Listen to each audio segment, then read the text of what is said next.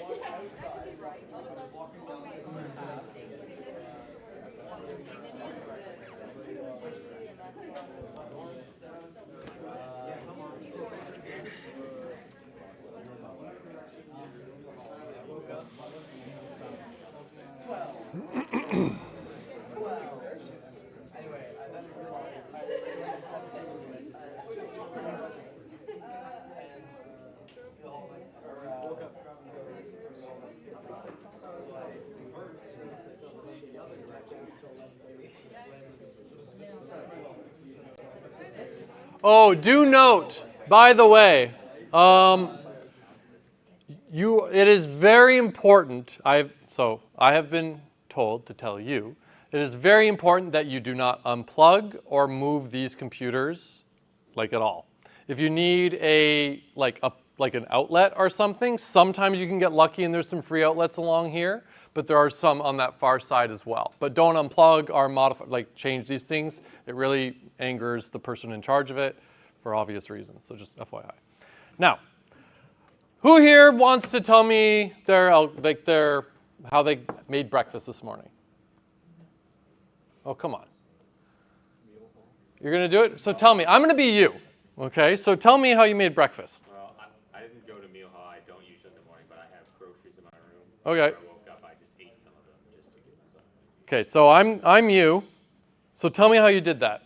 I just walked from the bed to my shelf where I got groceries. You walked to your shelf. Okay, yeah. And I just believe I actually grabbed a bagel and an apple out of my fridge. I mean, okay, well now, hold on. We're at the fridge now. Yeah. Well, hold on. You told me to go to the what did you say, cabinet? It was kind of an open cupboard, but yeah. Open cupboard. Okay, so now I'm at the cupboard. What am I doing at the cupboard now?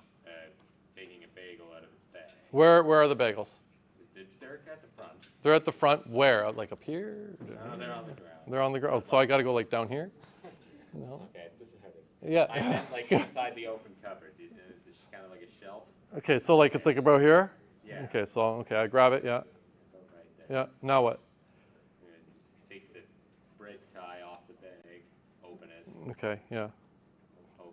pull one out. Pull the bagel out of the bag. Yeah. Yeah. Okay. Yeah. Now what? After that, I spun the bag closed and put the. I mean, hold on. Okay. Put it back in. Yeah. Okay. Now I've got the bag and the bagel. Yeah. Yeah. Put the bag back in the open cupboard.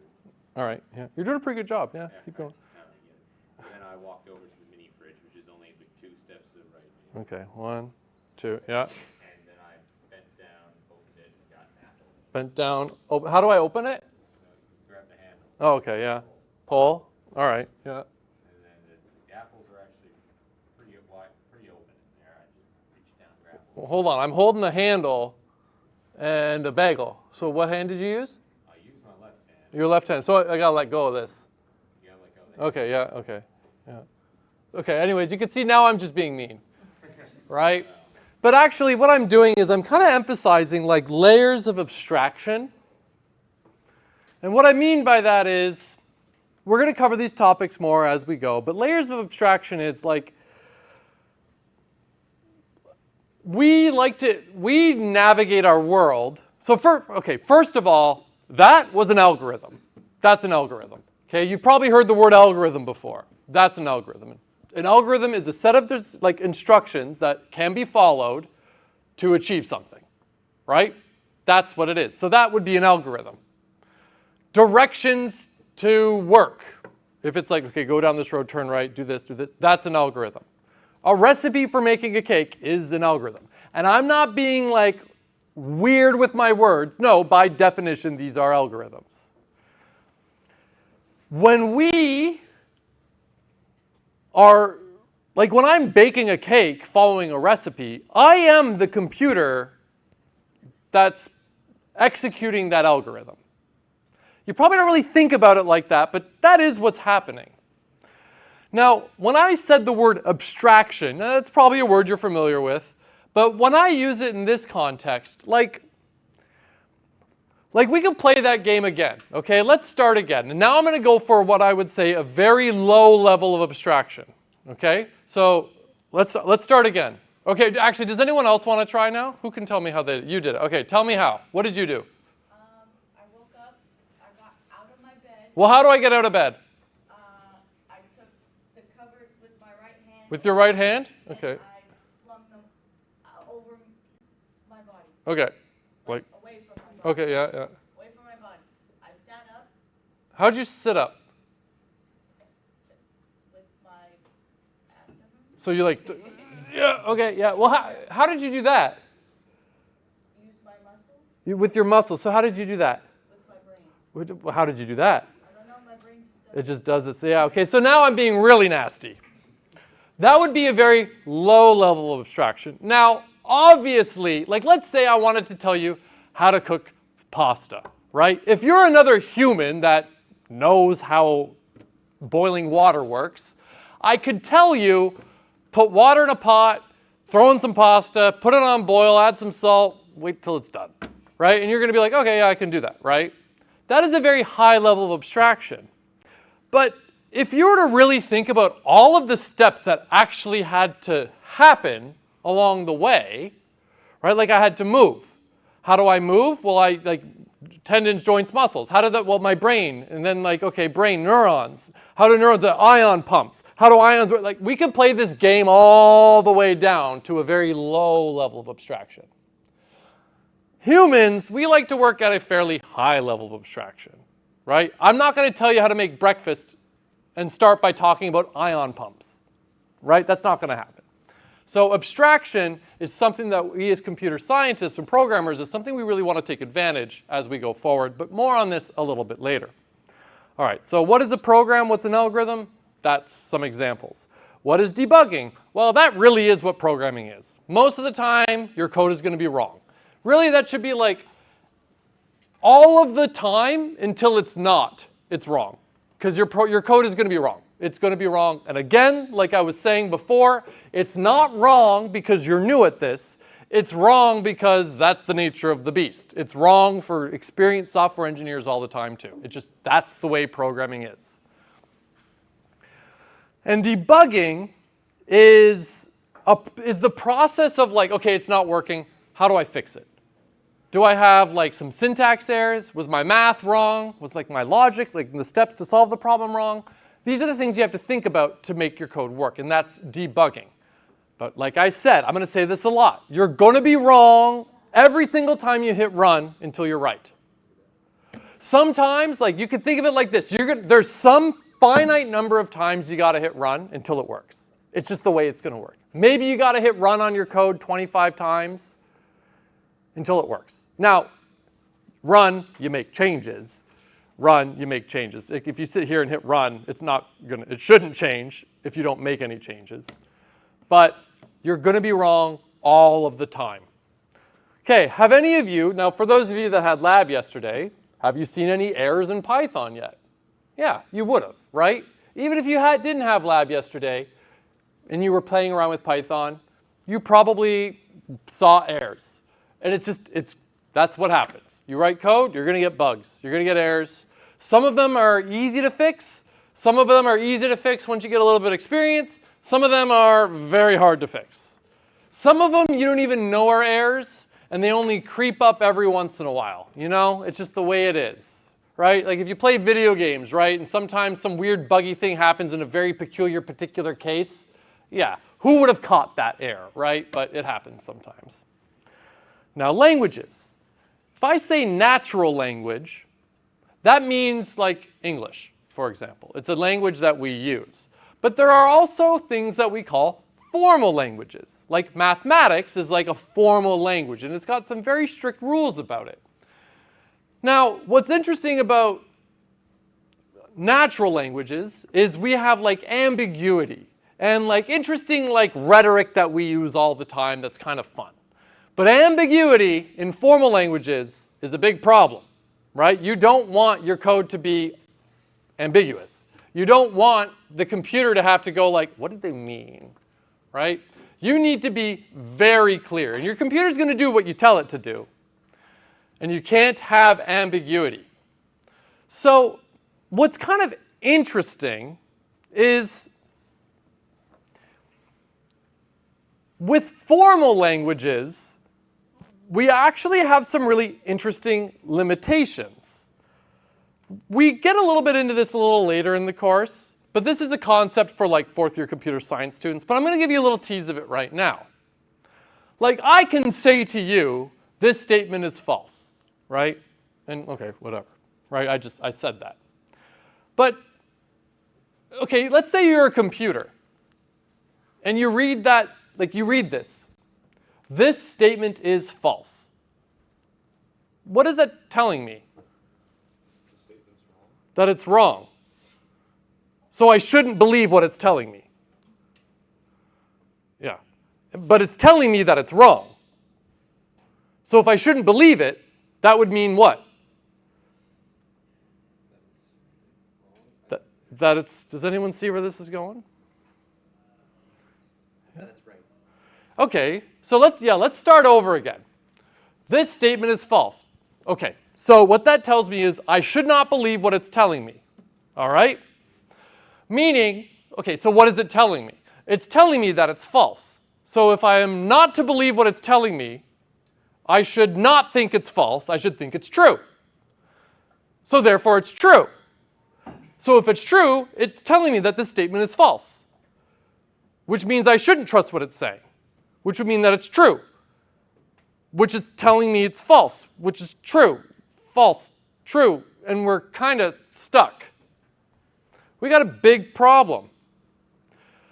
Things like this are really big problems for formal languages. That's like programming languages included. But this is not something we're going to need to worry about, but it's an interesting like thought experiment.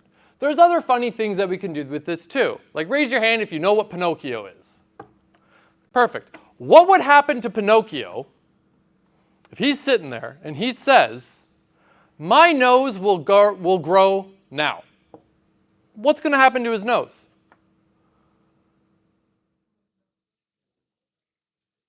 Think about it. He says my nose grows. When does Pinocchio's nose actually grow?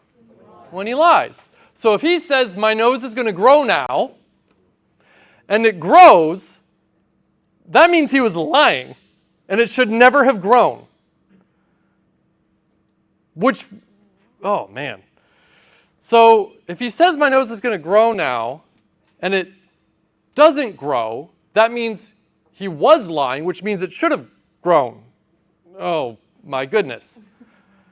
Do you see how we kind of like fall into these like black holes of like you can't resolve like what it means? You're kind of stuck in this like gap. Like I could say this statement is true. Okay, what does it mean? The statement's true.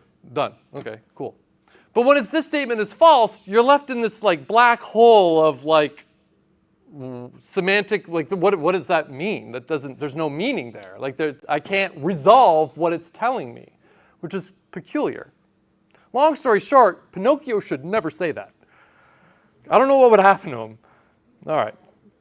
Okay, so terminology. I'm going to throw some terminology at you. You probably know what half of these things are already. Most of these things I'm not even really going to be talking about in this course, but it's good to be a little bit familiar with some of the jargon that can come up. So hardware, software. Hardware is like the physical things of your computer. Software is like the code that's running the algorithms on your computer. Input, output. Input is how you put information into the computer. Output is how you get information out of the computer. Processors, that's like the thing in the computer that's doing all the number crunching. It's like the command, it's doing everything, right? There's some exception with like GPUs, but whatever. Then you have storage. That would be like hard disk drives or solid state drives. That's where like your computer stores long-term information. RAM, you've probably heard like memory, random access memory, RAM. That is like storage for the stuff that your computer is actively using. Everyone knows you need more RAM, right? You want more RAM on your computer, and that's good. Binary, that's a number system. It's just like decimal number systems where we count 0 through, 0, 1, 2, 3, 4, 5, 6, 7, 8, 9. What comes after 9 though? 0, right? Yeah, but we do something funny. Actually here, quick little thing, right? Let's remember how to count. What comes after 0? What comes after 1? What comes after 8? What comes after 9? Now I know you're all saying 10, but how do I write 10? So I have to go to the next place, increment what's, because remember there's just a bunch of leading zeros, right? These are all zeros out front, right? So what happens when I run out of symbols? Because I don't have one symbol for the number 10, right? Can you see that over there? Yeah. I don't have a symbol for the number 10. I have to use two symbols. I have to go, okay, increment this, 1, and then reset this, 0. Right? And I could go, all the way to like 99, right? But I have like 0. What happens? Okay, increment 1, right? Like that's how we count. You probably don't really think about it very much because you just count, right? No big deal. Well, the same rules apply for binary, but binary is a number system where we only have two symbols, 0 and 1. But the way you count in binary is the exact same way you do in decimal. It's just we have fewer symbols. So if I have 0, what comes after 0? 1. What comes after 1? 2, but I don't have a symbol to represent 2. So what do? I go to the next digit, increment it, because remember there's just zeros here, and reset. What comes after 2? This is 2. I know it looks like 10, but this is binary. What comes after this? Well, you increment the 1. Right? And then, oh, we're out of symbol. Okay, 0, 0. So this is counting in binary. We don't need to worry about it. I'm just letting you know what it is. Binary compiling. Compiling is the process of your computer taking some code. Because like when you write code, it kind of looks a little bit like English, right? It turns that code into the actual like binary, like the zeros and ones that your computer, like your processor, can actually work with. Computers don't really work with zeros and ones. They work with low voltages and high voltages represented as zeros and ones with our symbols. But anyways. And then interpreted, and we don't need to worry about that. So like an analogy I like to say when talking about like processor storage, like memory and whatnot, is like if I'm baking a cake, I'm the processor. All of the ingredients in my pantry and fridge, that's like the long-term storage, the hard disk, solid state disk. And RAM is like, I take the stuff out of RAM, put it on my countertop, and RAM is like my countertop, the space I'm working with as I'm going. If I have a bigger table, it's easier for me, right? More RAM, it's good. So that's kind of the idea there. Okay, print. Back to a little bit more explicitly Python stuff. So print.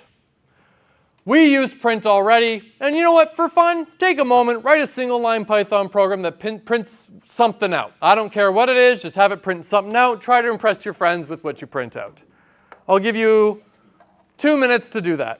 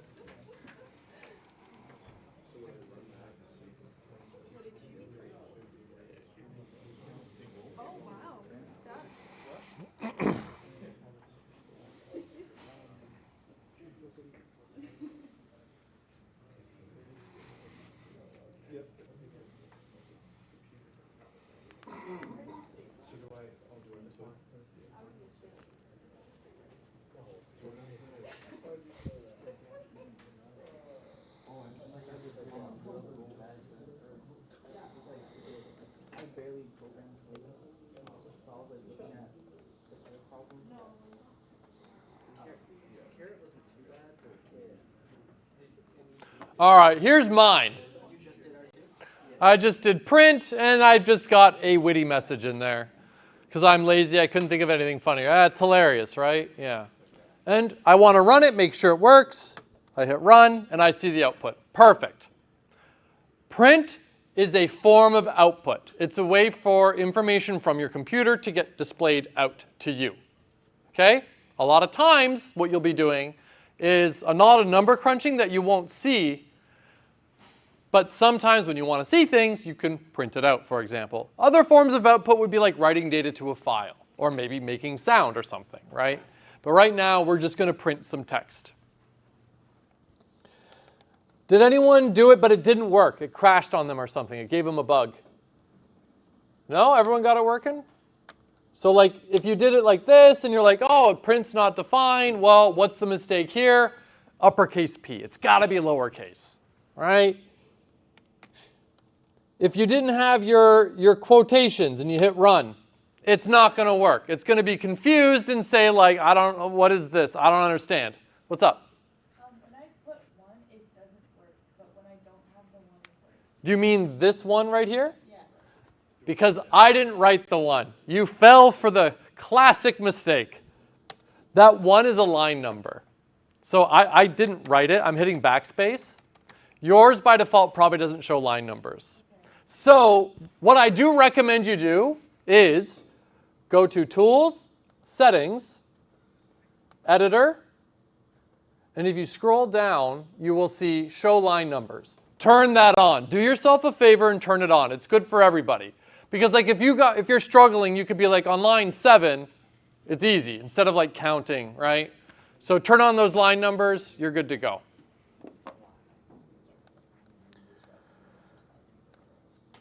Yeah, okay, a witty message. There's that. If you don't have the parentheses, it won't work. It's got to be exactly the way it has to be, otherwise it won't work. The one change you really could make to make this work is you can use single quotes instead of double quotes, but I do recommend always use double quotes because it's more consistent with other programming languages, where single quotes mean something different in other programming languages. Python's like the weird one in this case. Also, just as an aside, this is probably not overly important for you right now, but in general, like I said this yesterday, I'm teaching you the basics of like the intro programming concepts using Python. I'm going to go out of my way to write the code in a way that is more like universally understood and like known. It's kind of hard to explain. What I mean is you can write your code very Python-y, using a lot of very like esoteric, weird Python syntax that's like really cool, and you can write and impress other Python programmers. But the problem is, like, if you are an experienced programmer in another language and you look at very Python-y code, you'd look at it and be like, I don't know what this is doing. But you can write the code in a more like general way where programmers from like whatever language would be able to look at the code and be like, I know what it's doing. So I go out of my way to avoid using Python-y things. I'm just warning you of this for 2 reasons. One, if you have experience with Python and you're like, I'm going to impress him by showing him how I know how to do list comprehension. Great, that's cool. I'm not going to show you how to do that. That's a very Python-y thing. And the other reason I'm explaining it to you is because as we go through the course, it becomes more obvious later. But as we go through the course, you know, you're going to learn a lot more about programming. You're going to learn all these tools, how to write your own classes and everything, right? And then let's say you're in 162. And then you find out, oh, in 162, we're not using Python. We're using a completely different programming language called Java. And you're like, I have to learn a whole new language? Well, it turns out that most of all of like the most popular programming languages, like your C, C++, C#, Python, Java, all of those languages, their syntax, like the way you write the code, is basically the same. Like you would not have a difficulty going from one to the other. But a lot of new programmers get a little spooked, or like, it's a whole new language, but then after they see the new language, they're like, it's just like Python, but just a little different. Yep, that's absolutely right. So just as a heads up. All right. Okay, so print is a function that allows us to print out information. Print is going to be one of your best friends because even though, let's say, for example, and if you were in lab yesterday, you saw this a lot, and if you're in lab today, you're going to see it a lot. But let's say you're writing like a 5-line of code and it's not working right. You print out the final result and something's wrong, and you've got 5 lines of code doing all this number crunching. So your task is to do this number crunching and print out the result, but you're wrong. Well, here's what I would recommend. In order to fix, like to do that debugging, print out the result as you go. After every line that you do, I want to see like 5 different print statements, one for after each line, so you can track down where the mistake is. Okay, the number should be 4. It's 40. What? So like the print is a great way to let you know what the values of your things inside the computer are. And you saw this yesterday with the carrots example.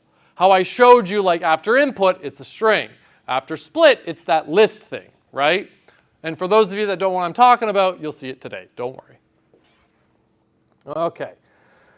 Values and types. So, values are things that a program manipulates.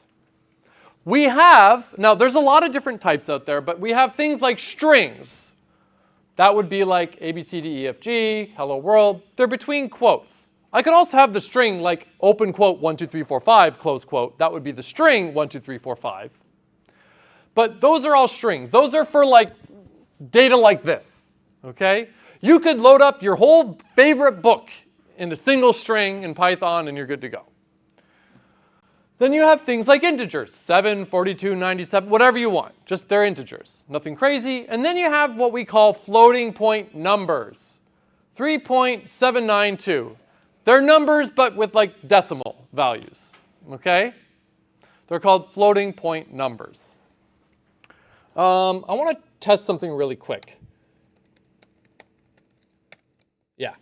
Floating point numbers are crappy though. Because we all know that 1.0 plus, or sorry, we all know that 0.1 plus 0.2 is of course 0.3000000000000000004. Of course, right? Obviously not. That's absurd. Well, it turns out that computers are really bad with decimals. And we don't call these real numbers for a reason because they're not. Our computer can't represent the real number system. We have to use like floating point numbers. And the reason for this is our computer, like, let me put it like this. What comes after 1? We're dealing with integers. What comes after 1? What comes after 2? What comes after 3? What comes after 4? I can do this forever, right? We can go towards infinity, all right? But now let's talk real numbers. What comes after 1? Well, yeah, like you could say 1.1, and then I'd say, what about 1.01? And then someone could say, what about 1.001? What a point 1.000000001, and so on and so on and so on. So with the integers, there's like an infinite number of them, right? It goes on forever. But with the real numbers, the numbers with decimals, it's like you have an infinite number of numbers between each number in addition to the infinite number of them. Turns out, by the way, there are different like scales or magnitudes of infinity. There are things we call like countably infinite and uncountably infinite, where you just like, you can't count them all. You can count the integers if enough time, you could keep counting, right? But with the real numbers, like you can't even put your finger on the next number because like, where is it? Because of that, there's literally an infinite number of like numbers between like 1 and 2, but your computers only have a finite amount of ways to represent information. The computers have to cheat when it comes to floating point numbers, or to decimals, and they cheat in this interesting like engineered way, but turns out they are limited, and this can obviously cause problems.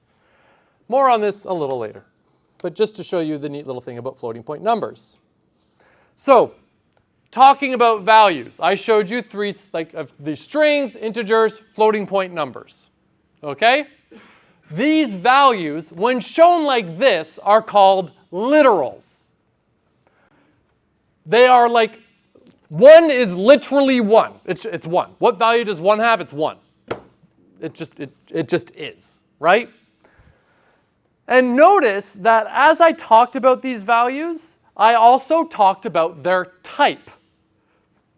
Strings, integers, and floats, they're all values, but they're like different classes. They're different types. The string 1 and the integer 1 and the floating point number 1.0, they all look the same, but they're actually very different as far as the computer is concerned. So there is a type associated with these values, and you have to be careful about types. As we saw yesterday, think of the addition and the different types. Okay. To a computer, yeah, the integer 1 is not the same as, okay, great. Some of the errors you will make will be a result of mixing types, right? Like if I do something like this, let's say I've got 1 plus, oh my goodness, 1 plus 2, right? I'm trying to add the integer 1 to the string 2. It's going to say I can't add an integer and a string, right? And this is an example of a helpful error message that Python gives you, where you're left going, oh, okay, oh, I see, yeah. Like it kind of tells you what's wrong, but I got bad news. Python's helpfulness with its error messages will go away fast. Yeah? What happens if you do add two strings together though? Well, that's easy, right? We all know that 1 plus 2 is 12, right? We all know that, obviously, right? Well, this actually might be a giant bug. Or it's exactly what I intended. It really depends on what did I want as the programmer.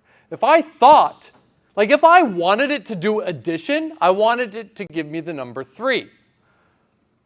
But I got 12. Imagine you had this in your giant, your giant project, this line of code, and you're like, oh, this is just doing addition, easy peasy, I don't need to test it, whatever. And next thing you know, it's doing addition all wrong. That could be a big problem.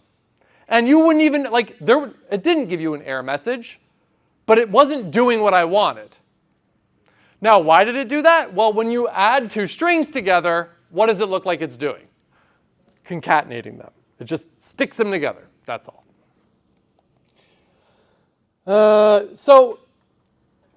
Some languages, like C or Java, are very strict about types. You have to be very clear about everything and its type, which might sound annoying, but it's amazing because it eliminates so many problems before you even hit run.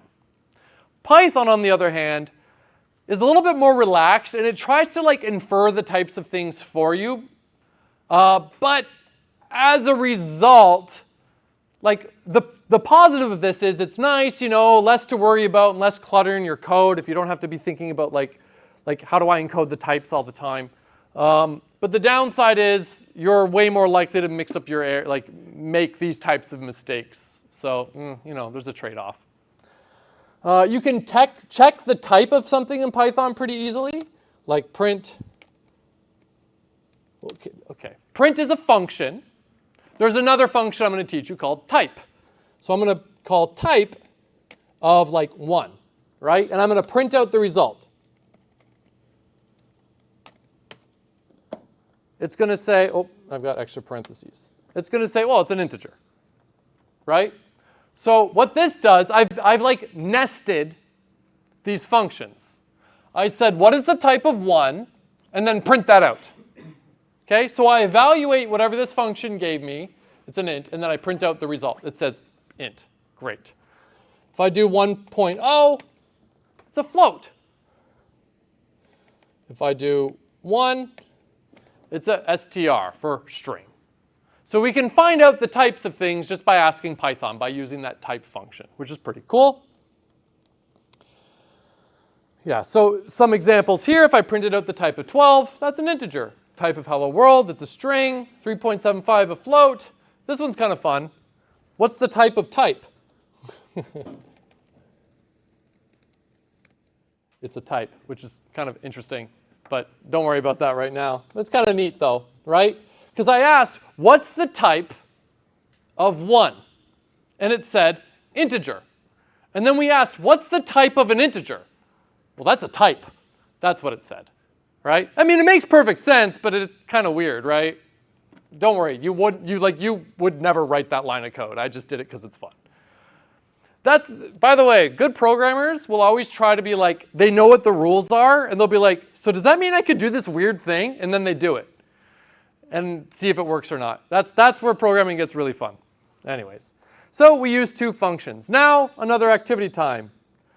Here's 3 things I want you to do. Write a single line program to print out the integer 1. Now write a single line program to print out the integer, or the string 1. And can you tell the difference? This is a big question. Can you tell the difference by looking at the output? Which one was an integer and which one was a string? Do that real quick. I'll give you a minute to do that. It shouldn't take you very long.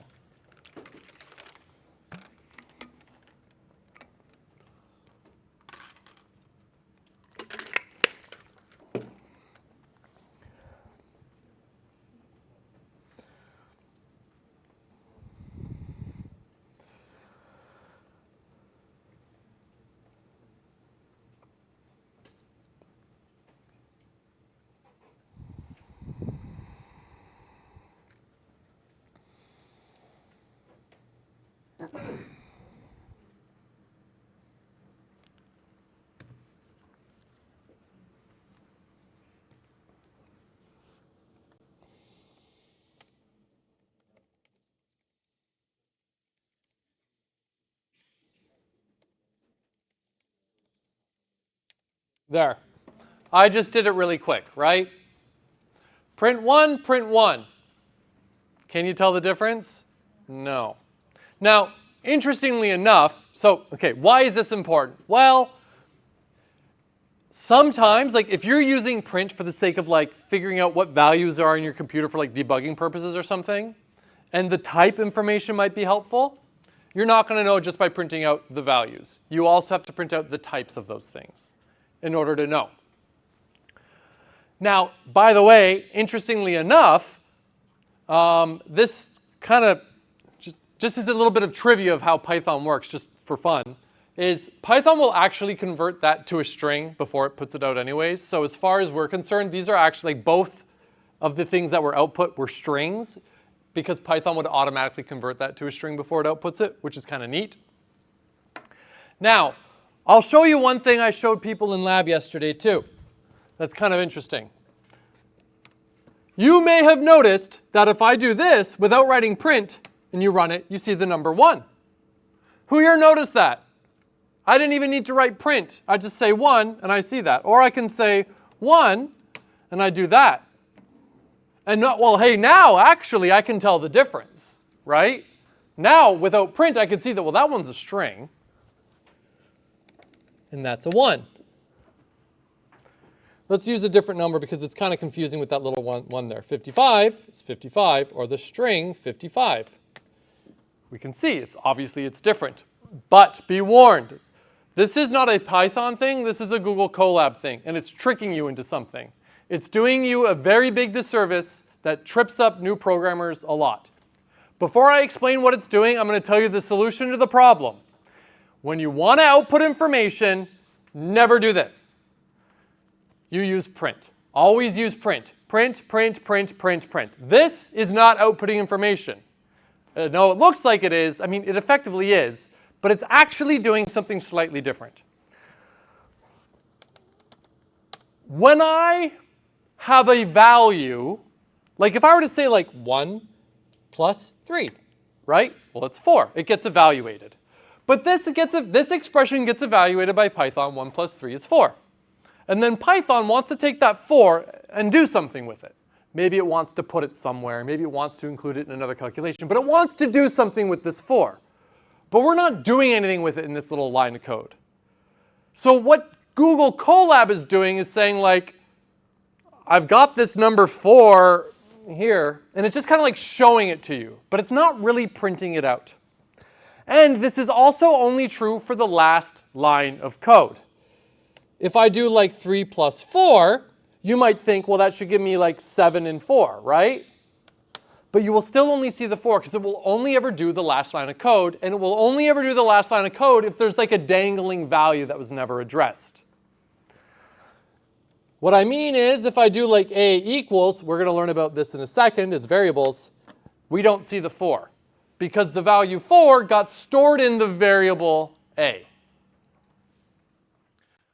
Long story short, what I mean by all this is write print. If you want to output information, you write print. Print, print, print, print, print. That's the right way to do it. It's easy to not make a mistake. Print. Print will do what you want. Any questions about that? This is a weird, funny little nuance of Colab I'm just warning you about. That trivia of like, oh, what is it actually doing? Like that's not on the test or anything, right? It's just a little anecdote. All right, now variables. Variables allow us to store values in a named location. You store values in variables by using the assignment operator, equals. Equals in Python does not mean equals that you're used to. The equals that you're used to is a statement of fact. It is a statement about equality or something.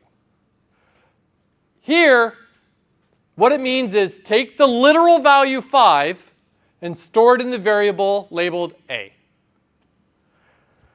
Take the literal string, some string, store it in the variable m. Perfect. And if I do that, and then I say print a, m. You see? So the other side of the coin for a literal would be a variable. A variable is something that has value, but it was like assigned to it, and it can change. So that's variables. You have some value, maybe you did some number crunching, you need to save that number for use later, you store it in a variable. And that's how you do it. And whenever you have something like this, plus 5 divided by 6, whatever, the right-hand side always evaluates, and the thing that you're assigning to is always on the left. So we do all of the evaluation of that expression, and then we put it into A. All right? Now, what do I mean by, like, it's not equality? A plus 1, right? If you have your math hat on right now, which is entirely reasonable because if you don't have much programming experience, you've got a lot more experience with statements like this from elementary school. And you look at this and you're like, well, this is absurd. A is 1, and then I'm saying A is equal to A plus 1. That's not true. That's not true at all. That would mean like 1 equals 2. That's ridiculous. But that's not what this code says. What this code says, and you got to remember, programs work one line at a time. You can't look at the program like this. You got to look at the program like this. Okay? So it works one line at a time. After this line of code, what value does the literal 1 have? What value does the variable a have? 1. Why? Because I just put it there. We go here. We always evaluate the right-hand side first. So what value does a have right now? 1. What's 1 plus 1? Where do I put the 2? Back into a. So I know a was 1. Well, we obliterated the 1, and we just put 2 in there. So when I hit run, we see 2. It doesn't mean equality. It's assignment. Okay? Cool. And yeah, I guess we're out of time for today, which is too bad. I was having a lot of fun. But otherwise, if you're in lab today, I'll see you in about an hour. Otherwise, have a wonderful weekend.